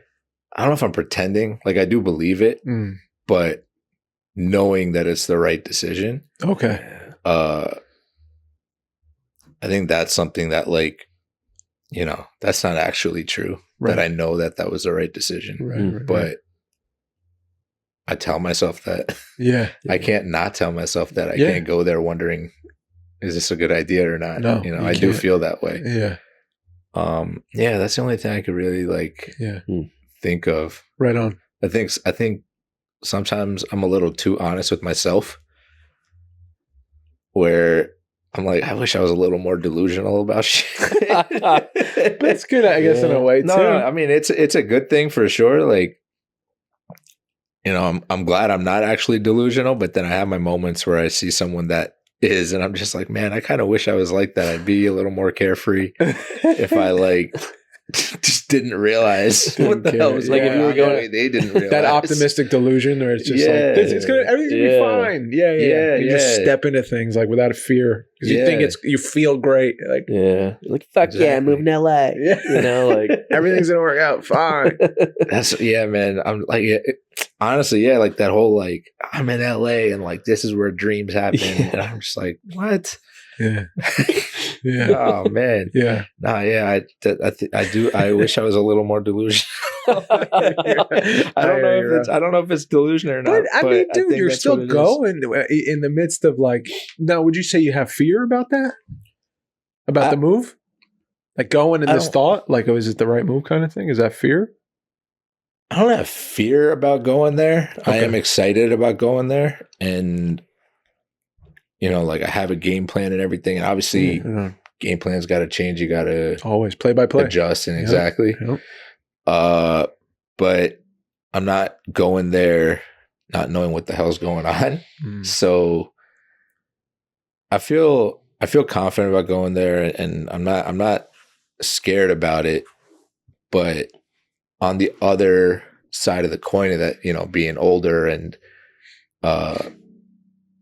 it's like, okay, there's less room to make those kind of decisions and just be like, oh, well, I tried. Oh, wow. You know what I mean? Yeah. I don't want to, like, each time I make that new decision, it's a new chapter and like, I'm happy about it and all that. But then at some point you look back and you're just like, all right, I got to stick to something. Yeah. You know, like, I hear you. Can't be doing like 2 years in India, 2 years in LA. Right. Now what? Like, no, figure it out. You know what's crazy? You can though. Like if you want it. Yeah. You know what I'm saying? Like no one's gonna stop you because it's your life. For sure. It's weird, but that's true. Like we say, can't keep doing that, but you actually could. If you could. That is true. That's scary. Like I did the 2 years and I'm back and I'm so happy I did those 2 years. Yeah. There's not a single part of me that's like, man, I should have just stayed here and like stuck it out. Yeah. You know, and figured it out over here. There's like not 1% of me that feels like that was a bad decision. Okay. And it, you know, like I did this movie and I got to spend that time with my grandmother and all that, which was like amazing. And the rest, and like a lot of my cousins and other family and 2 of my closest friends in the world live out there. Like I got all that time. I got to travel there. All that was great. There's a lot of shitty stuff that happened also while I was there. I bet. You know, there's definitely a lot of shitty stuff that happened, but none of that makes me feel like I shouldn't have been there. If anything, I'm like glad that I was there when that happened because I had more control over those situations by being there. Yeah. Rather than like being in America while that's happening. And I'm just like, shit, I have no control over it from over here. For sure. So I'll never look back at that time and be like, damn, I turned 40 and then left and like I'm restarting again. It's like, nah, I did those 2 years and they worked out. They were productive. Something great came out of it. For sure. And like, this is the next thing. Yeah. So yeah, like you can keep doing it. You know what I mean? It's just you're telling yourself. It's I can't keep doing this. I just don't want to. I think I'm tired of moving. For one, blame me, bro. You know, like when I left there, moving. I was like, fuck, because I moved a lot in New York. Like in those 11 years, I moved a lot. But like that's just New York. Like you're just moving within like a mile or less of each place. You know? Yeah. This is like. This was a lot. This was stressful. Yeah. Going there and coming back here. For sure. 3 days later, I'm going across the country. It's just like so much going on. I just want to like get there and just have an address. It's like for real. After my first 10 months in India, or like first 9 months in India, ever since then until like tomorrow or until Thursday, I haven't been able to say to someone where I live. That's insane, bro. Well, yeah, like I'll meet someone. They're like, "Oh, where do you live?" And I'm like, I'm here right now. I'm here right now." Yeah. But like, I'll be over there next month. You're a nomad. But I'll be back here in 2 months. Wow. And then like, you know, like, and that'd be my answer over and over. Because like 10 months into India, I move into a different city, and I'm like, okay, I'm going to be here now from now on. Yeah. But then I keep going back and forth. Right. Back and forth. And I'm like, okay, I can't really give a straight answer on that now. Even within India, I'm like not in one place for more than That's crazy. A month at a time. And then I come back to New York for like a month and I meet someone like, where do you live? And I'm like, in India, I guess. Yeah. Like, we're in India. I'm like, I don't know. You're going to find out soon. Yeah. Yeah. Then I moved back. In November was like my first step of moving back. I bring half my stuff back. I'll meet someone there like, where do you live? And I'm like, here, kind of. Like I started moving back, but I still got to go back to India because I got to get the rest of my stuff. I have this movie coming out and I'm going to be there for that. But I live here. Yeah. I don't technically live here, but I do. Yeah. And they're like, okay, where? I'm in Jersey right now, but I'm going to be in LA. Yeah. Like, all right, where's your answer here? Yeah, you know? dude, give us a straight answer, bro. Give me an address. Yeah, we gotta get you in one spot. So, right on. I want to ask, what do you love about India? What I love about India? Yeah. Personally, I love that like my family is there. Just like a lot of my cousins and like I said, a couple of my friends and all that. Like that's it was really fun to be around them because I'm an only child, and so I didn't grow up around them, and they're around the same age as me. So like I would visit them, but I'd be like a visitor, you know? And so I'd feel like a guest all the time when I would go there, even though it was every year. This time around, it's like I could just drive over and stop by whenever. And when you're in your like 30s, 40s, like it's like a different dynamic also. Even if it's like an 8-year age gap, like it doesn't feel like that. So I really loved like having those relationships that I never had growing up. Things are a lot cheaper too. You get like a movie, you're going there for like $3-4. Wow. Oh yeah. And then like I come back here and it's like $18 to go see a movie. Shit, man. No one's going, bro. Yeah, right on, dude. What part of your guys' personality do you think people misunderstand the most, and how much of that is actually your fault? That's a rough one. I'm trying to think of like currently. Yeah. Let's I go. feel like I've had we went through some shit. Yes, But I feel like I've grown. You definitely have. Out of it. Yeah, for sure. And I haven't had that much, because it was originally like the kind of not wanting to meet new people. Yep. And like just being very Standoffish. RBF, like, Resting. you know, like not letting people in. But now I feel like I'm just like open. I don't really give a shit anymore. For sure. Whatever. For sure. You know? I've been thinking a lot about how I'm like, dude, I should just start. Like, I want to start just like saying shit to random people. Yeah, bro. You know, like that instinct. I'm like, I gotta just. Bro. I'm about to do that now. I'm about to start being like, oh, I like think of what to say and I don't say it. Yeah, like random people. Yeah, because just like when I go into like, the liquor store or something, I'm like, oh, like, I saw this. I'm gonna say that, dude, and then I never do it. And then you don't say it. You know, I'm at that point. Yeah. So I'm gonna start doing it. Yeah, bro. Soon. I love that. Yeah. But you didn't answer But my question. I know, but other. Do you think there's anything that people would misunderstand about who you are, and is it your fault? Any of that? They misunderstand that I was rich, dude. But I'm rich at heart, and that's the truth. Why that's all. No, I literally probably not. No, I don't know why I said that. Okay. I drive my car's like moving on. Manu, any for you, bro? My car's destroyed. Yeah. Shit, man! This whole time I thought no one's thinking that. making bank. Yeah, bro. No. We both did, dude. I was gonna rob him. It's because I'm so jovial, man. Yeah. I'm like, they're like, this guy must be killing it. Yeah. I'm like, Yeah. no, dude. man. Yeah, bro. Trying to think for myself too. I don't know. These are tough questions. Yeah, it was supposed to make you think. You know, Yeah. you're like doing a little self-reflection. How about this? We spin it. How about for each other? What are some things that what we know about each other over the years? We see other people may be like, oh, he's this, like Manu's this, but we really know Manu's actually that, or Mike's like this, or actually Mike's really like that, or Dave's like this, but really Dave's like that. That's a fun question. Little spin zone. Huh? Okay. I'll start. Okay. Mike, I think. You just gave yourself a question.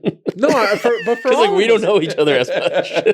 Well, no. But we know each other somewhat. It's something you could say. Is that a bad question? Dude, no. It's good. It's good. How do I not answer this about myself? Let me answer for that. No, it's good. It's good. Say what you were saying. Because you didn't answer the last one. About myself? No, the last. Don't worry. Just pretending. The just pretending one. Yeah, the pretending. Oh, the first question? Yeah. No, don't worry. Just do this one. What's going on? Just do this question. Okay. I like this one. Something about Manu that people think, but he's really like this. I think what you said before kind of shocked me, to be honest, bro. Like, which is cool that you said it. I think when I see you, I'm like, oh, this dude is like flying here and living here, and like that takes guts, and like you just seem like it's no sweat. You seem like you're like, oh, I'm just moving here, and then I'm bouncing over here, I'm staying with them, and then I'm gonna go here and make this giant move and start fresh, and like I have a plan and it's gonna be great. And to me, I don't think you're like sweating it at all. But you're clearly telling me like, no, that's not the case. I have a concern about this, and it's like, starting fresh? And is that every time I do it, I'm making a real big decision? My time, like, I would never have thought that about you. It just seems like on the outside, you're just like coolly making decisions and like big life decisions and all in pursuit of something you really want to have a career doing, and like, or with family involved and all that. And it didn't seem to me like you were sweating a big move. I never would think that about you. It just seems like you just do it, I think by the time I do it, I'm not sweating it so much. Yeah. But when I make decisions, I like overthink the hell out of them. Yeah. And it's weird. Like when I make smaller decisions, I feel like I overthink those more than I overthink the bigger decisions. Right on. And so like, I would say that's pretty accurate. Like I get told I seem like very like mellow, or totally, like get this nickname of gentle giant very often. Yeah. And so it's just like, I think I do give off that calm demeanor for sure, which I like generally am. And I do think that that's like, they don't see the whole like overthinking and like really calculating every single thing that could happen. And whatever. That I think only certain people like hear me think out loud about all those things. But for the most part, I'm just like, the less voices involved, maybe the better. Oh, right on, dude. Yeah. It's like a small circle, and like that only comes out once in a while. But dude. I think, that whole like nonchalant, like easy going thing is something that I think people think is like just my default, and there isn't really another side there. Like my family was asking me, like, how are you supposed to play like a bad guy in a movie if you're such a like dude? this like calm nice Chill, guy? And I'm like, well, it's acting, number one. And like, it's like, how, Mom? I'm imagining you're about to be killed if I don't take this guy out. That's how I'm doing it. And I'm like, I'm around you guys, I don't have a reason to get angry. Yeah. If you give me a reason, it's there's a different side. Yeah. I don't think I've ever seen that from you. Like I've seen you like active, but I've never seen you in life upset about something. Like all the years I knew you, I really hardly ever. I don't think I've ever seen it. Yeah, it doesn't come out too often. Like the side that like snaps. Yeah. That's good. I feel like also when you're usually like a quieter person or a bigger person, like for sure, you're not tested as often. For sure. I feel like usually the loudest people in the room are the ones that are tested more often and little tiny have something. I didn't want to say that, but I'll say it for you. I'll say it for you, dude. But yeah, like the people that are usually the loudest are the ones that have something to prove, and for sure. So that side comes out. But I am just like, look, I know my size. It's going to do a lot of the talking for me. Yeah. It's not like I did something for it or anything like that, but like I know that that's the reality. Yeah. So I don't need to go off on someone, whatever, like for sure. But like there was a moment in when I was living in India, someone tried to break into my apartment while I was there. Hey, wrong apartment, pal. Yeah. And you're the guy from the movie. Oh shit, no. Yeah. They like 3:30, 4 in the morning. No way. They were looking for someone else. There was 4 girls, 2 guys. Whoa. They like to party. You could take them home. It's like, what's up? They were looking for some guy. 4 girls and 2 guys. Yeah. What? Damn. I just see one dude like outside. Like I'm looking through the people. I see one dude standing outside my door. Yeah. And I can only see him, right? Because it's like a corridor and then a hallway on the side, and I can't see. But then I see him hand his phone over around the corner. I'm like, there's more than one person there. No. Now I'm not opening it, and it's 3:30 in the morning. Why is this dude knocking on my door? No. And then I hear him go and knock on the neighbor's door, and he asked for this other name. So I'm like, they're looking for somebody else. Uh-huh. So I'm not going to answer. Hey, dude, 3-8. Why you knocking doors? Not opening the door. Yeah. Yeah. So they just the dude keeps ringing the bell. I'm just like, and you can turn off the doorbell from the inside with the sound of it. It's killer. Love it. So I was like, all right, I'm just going to turn this off and go to bed, you know? Good. And then I just hear banging on the door. Oh my. Damn. And I look through again and they got this bigger guy. And I think he was like their muscle that they brought with them. But he was still smaller than me. Dude. I swear to God, if you knock on my door. Yeah. So like he's banging on the door again. And I'm like, I'm still not going to answer because I don't know how many are out there. No way. But he won't stop. And I was like, I just want to sleep. Damn. You know? You call the cops or what? Nah. So like, and we have security in our building. But the thing is, I don't speak Hindi like no. And these guys don't speak English. So like, where's the coach, dude? Get the coach. Yeah. I need you right now. And that's the other thing. I can't call anyone else because it's 3:30 in the morning. Yeah, everyone's asleep. So like, I can't call security and be like, "Yo, what's going on here?" So I'm like, "What the okay." So I'm like, "All right." I just opened the door a little bit. You opened it. I opened it just a little bit, just so that enough that they could see my face and they can see they got the wrong guy. Yeah. Right. So I just opened a little bit. I'm like, what do you want? And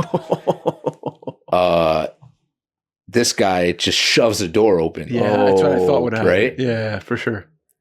And I shove him back out. Yeah. But then he keeps the door open with his back. No. And he's trying to push it. Wow. And then puts his hand in between the door. What?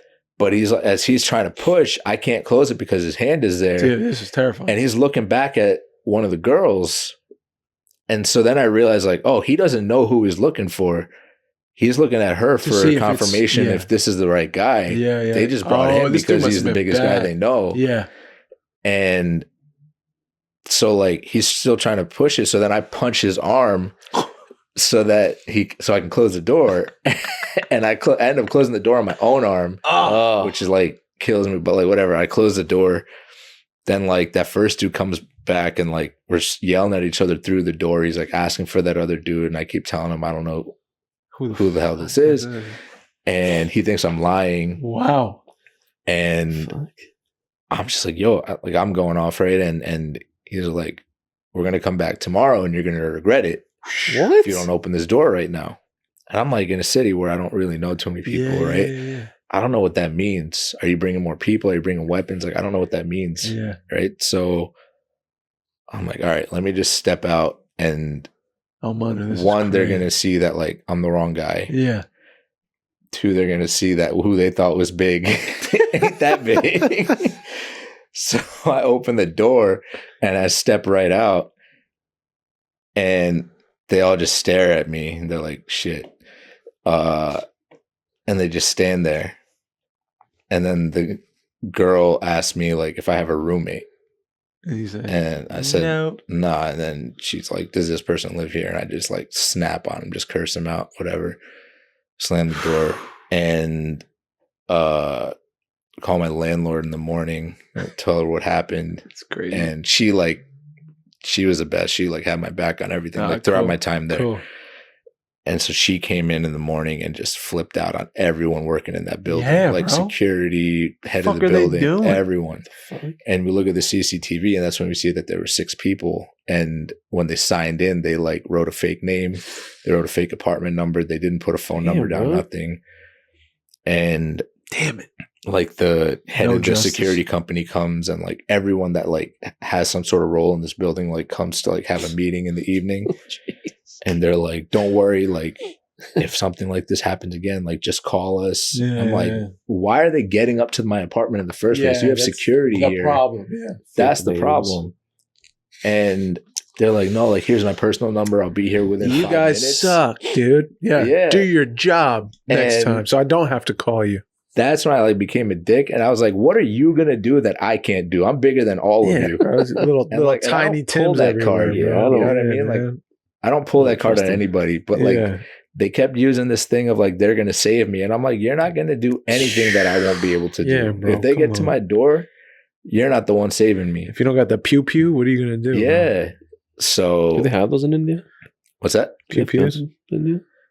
I mean, they have them, but it's not like rare. Regular. It's very rare. Yeah. People don't really fight there too much. You just see a lot of shoving and like. I've seen some Indian street fights. I've seen some videos. Have you? There's not like, much going on. That's they'll yell at each other a lot. Yeah. There'll be a little bit of slap. Maybe slap on the head. Yeah. That kind of thing. But like, and I've heard people talking about like getting into fights, but like I've just seen a lot of yelling. Yeah. And they won't actually like do anything to each other. Oh man. It's all talk. It's all talk. Well, you guys answer this question now, bro. Yeah. Because I answer for Manu. Mike, you're, again, I think the thing that people obviously are like wrong about is, you get the, or you have in the past gotten, we've done this, but you've gotten in the past like, dude, Mike, I think he hates me. He must hate me. And he's like, no, he's probably just not interested in like pursuing a relationship with you or friendship. It's not a hate thing, or he just hasn't been around you enough to like get to know you yet. So he's not fake being warm with you like most people do. I always Mike will be like, he's not going to be like, you know how sometimes I'll do this. Like, I'll be like, hey man, nice to meet you. Like, you know, what do you do? What is that? And I'm getting to know somebody. You know, Mike's usually rarely does that. Yeah, you'll just be around, and if you find something interesting, you'll say it, and if you don't, you won't. And it's not like a fake thing. It's not a I don't like you thing. It's just simply like I'm not going out of my way to pretend to make time for you because I don't have it for myself. So why am I going to?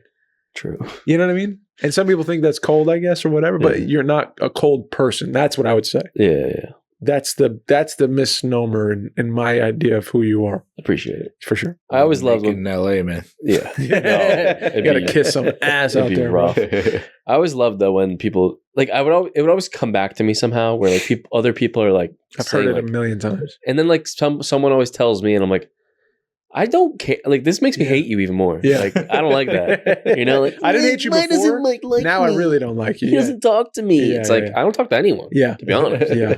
You're like, I'm not special. You're not special, man. Yeah. You're like, yeah, bro. You are who you are, dude. And I think that's a beautiful thing. About you, dude. Hit me, bro. Don't hold back. You know, people think you're just all happy-go-lucky, man, but you got some darkness. Darkness. No, I think that's a fact, dude. I think that like you. I think it's partly like that. Like a lot of people, because they see you so warm and inviting, and like you're so good at like dealing with other people that they think that, you know, everyone treats you right because of that, or maybe like that you like you got it all. You know, like I even thought about that like sometimes before where I'm like, damn, like Dave's friends with everyone. Like, that's fucking sick. Like, everyone loves him. You know what I mean? Like, that's awesome. But like, the truth is, like, even though you're a good person in lives, people still fuck you over. You know, and like, you know, a lot of people they like overlook that. You know what I mean? Yeah. And like won't be there for you because of that. For sure. You know, that's overlooked, where it doesn't really come up. You know, so then you suffer in that way. Is there something you see that I'm not? No, it's not on you. That's on other people. Got it. You know Roger. I feel like you don't like that. No, bro. That's your observation, bro. That's fair. It's fair. I don't want to be like, oh, you know, my life sucks. No. Like I think it's not anything that you're doing. It's that fact that other people don't like reciprocate that in the same way, or they take it as like a surface thing where they're like, oh, like I don't gotta worry about it, like, you know, because you get in friendships and stuff or things like that, right? Relationships where people are like, oh, like Dave's always good, like I don't gotta worry about that, like I don't gotta check in, I don't gotta, you know what I mean? Like you're always there for people. Yeah, you know what I mean? Fair. Yeah, I've definitely felt that before, and I'm definitely like, oh wow, I poured into this thing and, you know, just poured all of myself into like a friendship or something, and then it's like, you know, I'm still here.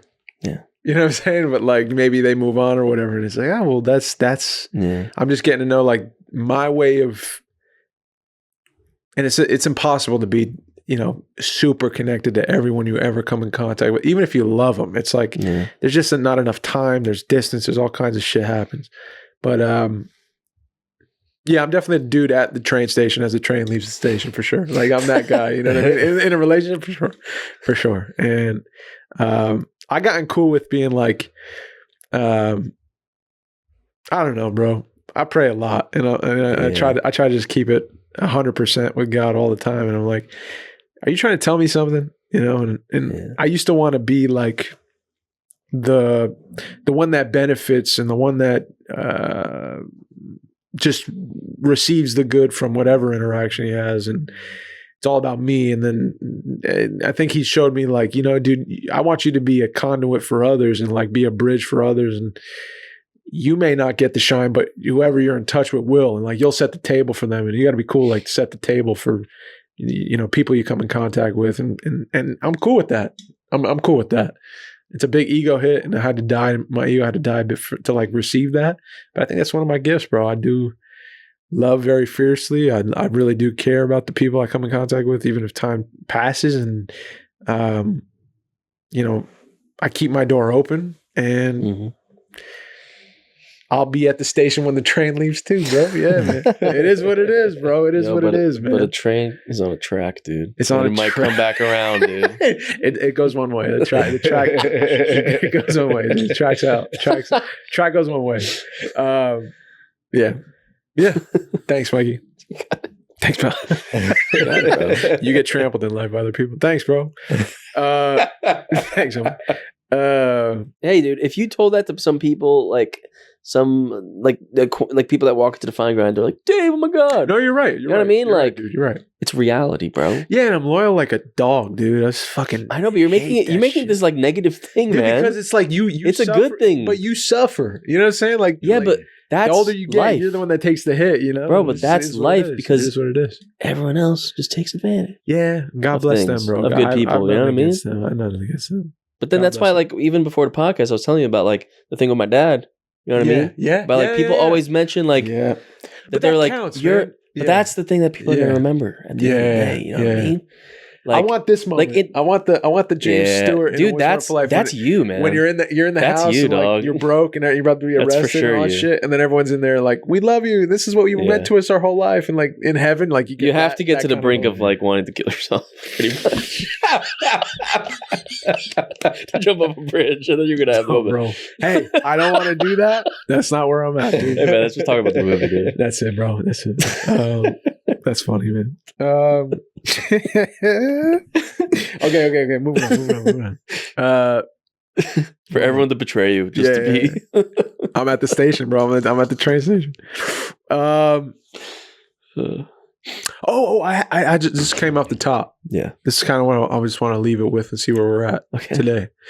We're all guys, right? Okay. Right? Yeah. XY chromosomes, right? Sure. Yep. That's all three of us. That's the right one. I don't know. Yep. So this, I got, you know, no one. So we've talked about this a bunch. For me, growing up, I got some lessons, I'll say here and there, but to learn what a man is, like what makes a good man, I'm still on the path, right? And I want to shape myself into a good man. I want to represent that with my life. I want to leave whatever. And someone says, that's a good man. And I'm trying to live that way. But the idea of what a good man is, I'm learning, right? As I get older. When I was younger, it's changed a bunch. So I want to ask you guys today, what makes a good man in your eyes, bro? Like, what is it? Damn. It's like Andrew Tate mentality where we're like, we just bring home bacon and like we just stack it up. No, probably not. We represent, we hold it down. We father children and we just yell at them to do what we say. Like, what makes good men, bro? I've recently had like I'm trying to think of what was I listening to, man. But it's about someone that had a kid recently. I feel like when I have a kid, I'm really gonna feel this. But like the accomplishment of that, of bringing someone into the world from like they're learning how to breathe and like nurturing that into like a human, Like, I can't imagine, like, I feel like that is the purpose for us. You know what I mean? In a way, to just learn how to, like, that's going to teach you, I feel like, every single thing you need to know about being a man. I think so. You know, through like just the sleepless nights to the, how can you care so much for like this one thing? And just every single day is for the benefit of that thing. Like the selflessness you need to have. Yeah. And just. So being a great man is being selfless. I think, yeah. Yeah. For like the things you love. You know? Yeah. And I think through that, like part of that is the like when your kid turns like 15 and is like, screw you, dad. And you have to like learn what to do with that and be like, wow, maybe I should like think, I don't know, leave them alone, think about myself for a little bit because I've been gone for so long. Yeah. And like be good at that. But always like be able to figure out that relationship of like, no, me and my kid, like my kid knows I love them. Yeah. And like they're going to know that forever. And like, I'm going to try my best, you know? And same thing with my wife and my family and everyone for sure. I love to put that work in to do that. Yeah. Because as I'm growing older, I'm like, you know, and about to get married, you know, in August. I'm like, more like the time I got with like, you know, my fiance and that we're planning and stuff. I'm like, man, I haven't called mom in a while, you know? You know, Pops is coming, you know, and that's your first girl. I know, and I'm like, shit, man, like I remember when in high school, my brother was like, dude, when you have a girlfriend, you suck, dude. You know, because I'm always like, I'm away, you know what I mean? I'm not hanging out. Dude, I second that. You know what I mean, though? It's like, and I'm like, fuck, like, I don't want to be like, I'm like, no, I don't. And now I'm like, oh, I'm kind of seeing how that might, like, not that, you know, I'm going to change my whole life for that, but. For sure.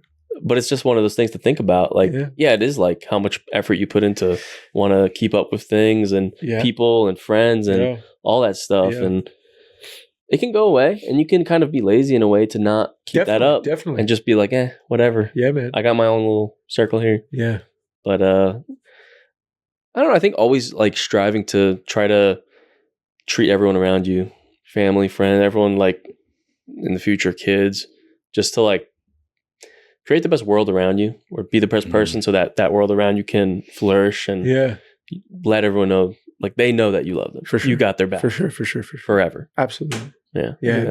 That's a beautiful quality. Beautiful couple of qualities. And I agree with being a great man. It's not like having the kid, but it's like what the kid would give you, like the selflessness it would teach you. I think is what you're saying, the lesson there. Yeah, dude, I think to piggyback off that, like I was thinking like, what irks me? Like, why when I look at other guys and I'm like, that's not a fucking man, bro. Like, I don't agree with that at all. I'm thinking of one specifically. I won't name who it is, but drives me fucking nuts, dude. Drives me nuts, bro. Like, nothing makes me more angry than this. And it's, why can't you name it? Is I it a personal thing? Don't want to go into it. But this person like is a man and has good man qualities as well. But the thing that just I think is like the Achilles heel is just like he's like jumps into a fire. Other people have to rush in to help him, expects to be like helped out of it. 3 people get burned on the way out of this house fire. He jumps, he gets out, says, thank you so much, guys. Love you guys so much. Back into another house fire. You know what I'm saying? And I think at the root of it is, and I'm not saying nobody's perfect, but the root of what I'm seeing is like, as a man, I think one of the things that we can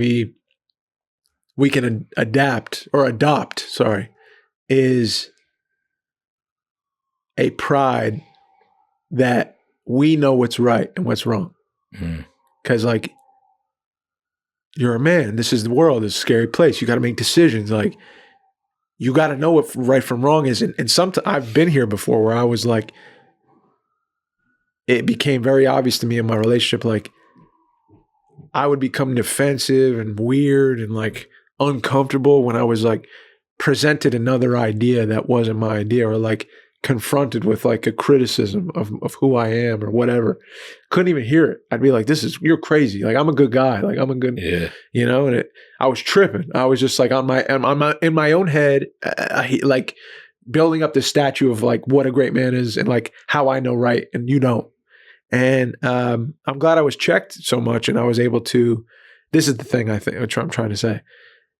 If like instead of like an unshakable pride and like I know best, instead it's like replaced with like a humble I don't know, but like I'm willing to search for answers and like I may not know what's going on and that's okay. It's like it doesn't mean you're like any less of a man if you don't know. It's like the age old like I don't need directions, honey, I got it. Yeah. It's like I know this place like the back of my.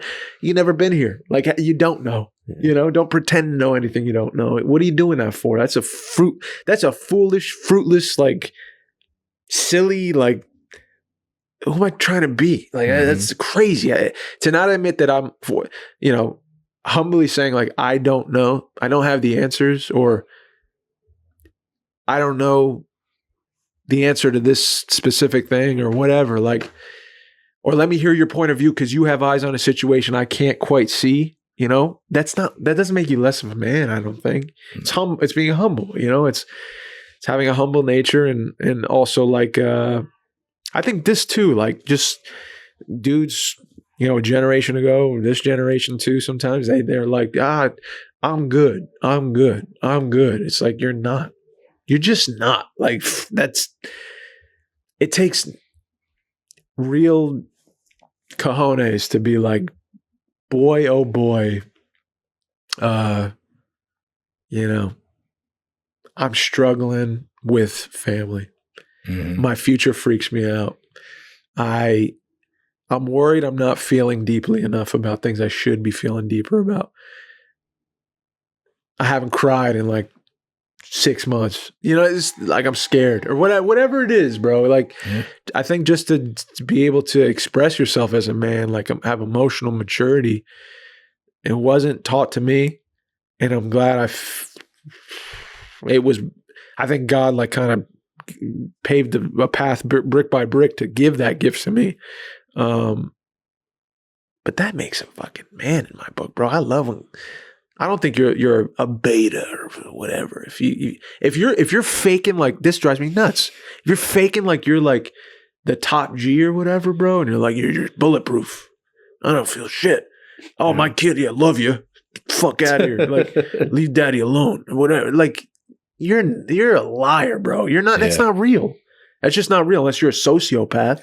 Exactly. It's not fucking real. There's something wrong with you if that's how you are. You're not a man. Not in my book, at least. I see where Dave is at 35, seeing what a man is, that's not it.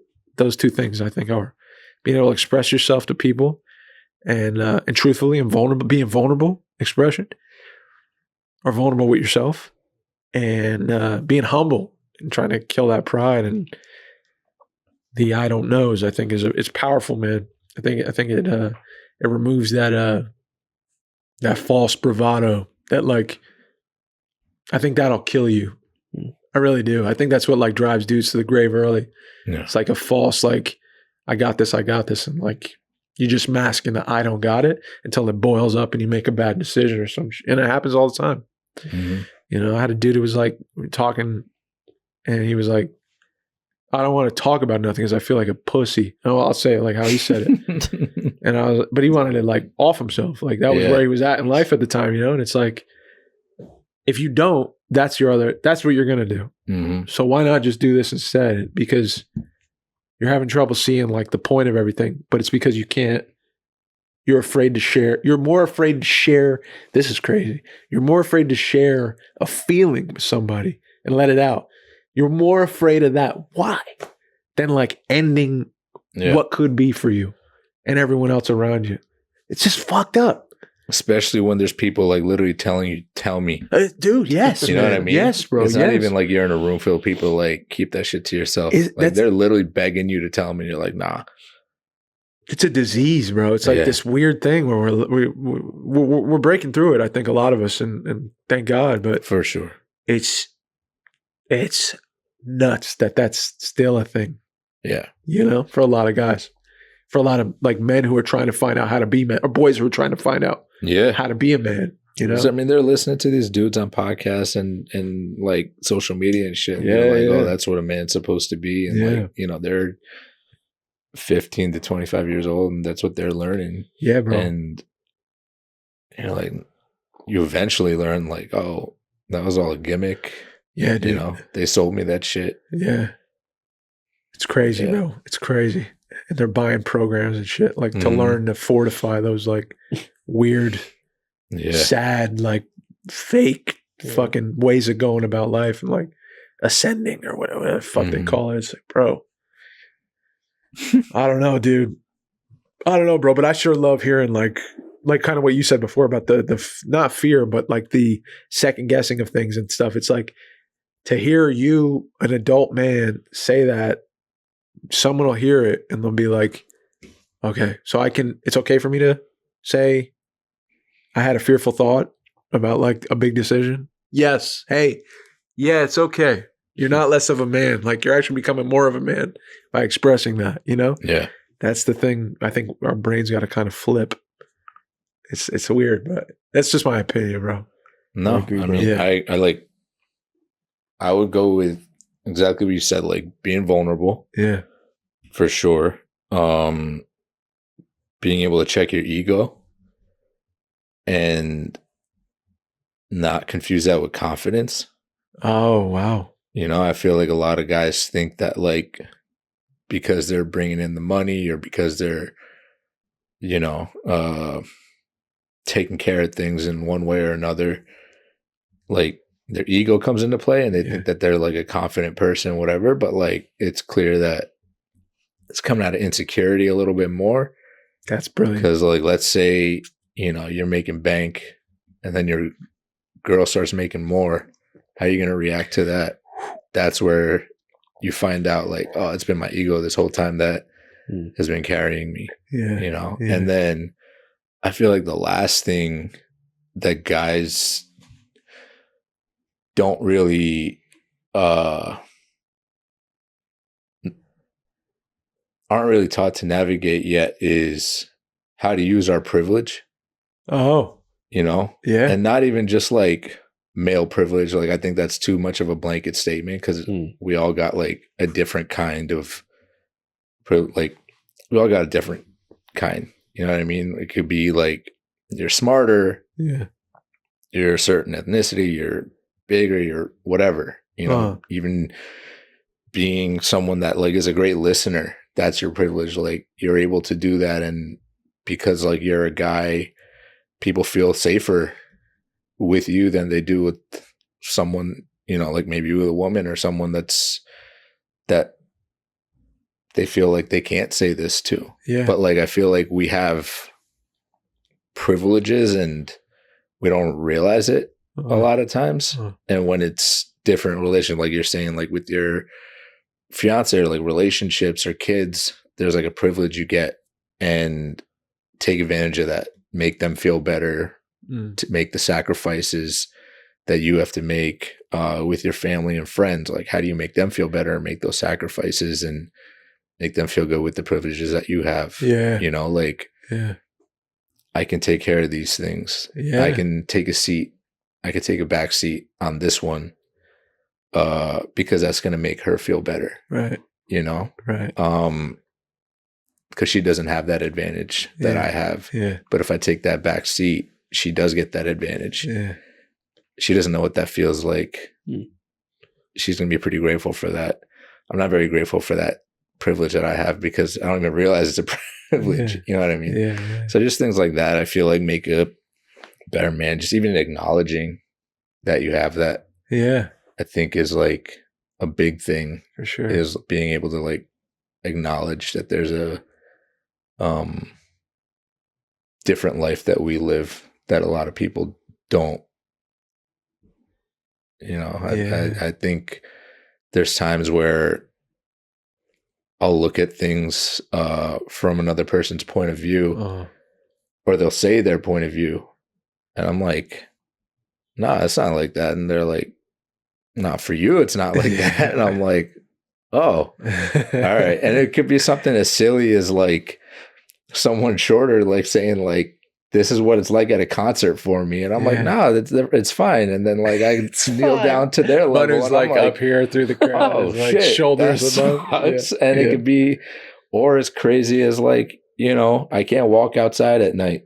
Yeah. And I'm like, why? That tripped me out. There's like, there's nobody on the street. Yeah. And it's like, to you, there's nobody on the street. Yeah. There's actually people kind of waiting. For sure. You just don't realize it. For sure. And I'm like, I've never seen anyone on the street like at this time. They're like, yeah, because they're waiting for someone else. They're not waiting for you. Yeah. You're like, oh shit, okay. Yeah, just things like that, I think. And like you said, like raising the kid and being able to teach them things, you know, and like being a good man that way. There's only certain things that we could teach them that other people can't teach. That's like a privilege that we have. And so like, you're right that doing that makes you a great man because you have the right to do it and you decided to actually do it. You know? Yep. I agreed, dude. Yeah. Well done, guys. Well done. I love it. Another podcast. Manu, we wish you the best in LA, Yeah, man. bro. I hope you just crush it. Appreciate you guys. Just keep that confidence and like, yeah, whatever's meant for you will be for you, and nothing that's not for you is going to get away from you. So just keep going, bro. One step at a time, and we're rooting for you. Yeah, we're rooting for you, bro. Appreciate you guys for sure, man. Anything you want to shout out before we go, or anything you want to drop before we go? I know the movie. We could still shout it out again. Yeah, I need a link for that.